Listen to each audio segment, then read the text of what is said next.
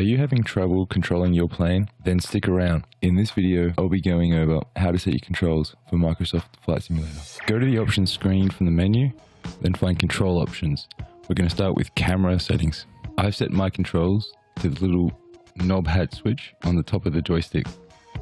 This lets me move the camera around inside the cockpit. I've also used the same switch for the external camera controls, so I can move around outside of the plane. What I have done is I've swapped my left and right controls. This is just something personal. You can do it yourself, or you can keep it the same as the internal camera. To switch between internal and external cameras, I have set it to a combination of the SE button on the throttle control and the red and black stripe button in the center of the joystick. I have set the pause as the ST button on the throttle section.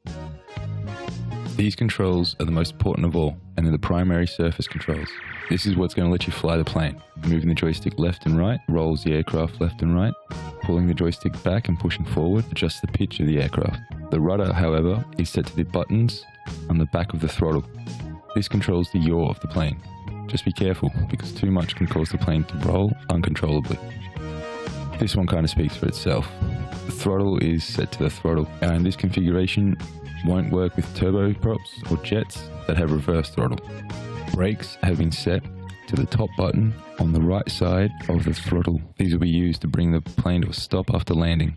Parking brake is set to the second button on the right side of the throttle, and this will be used to bring the plane to a complete stop or just before taking off.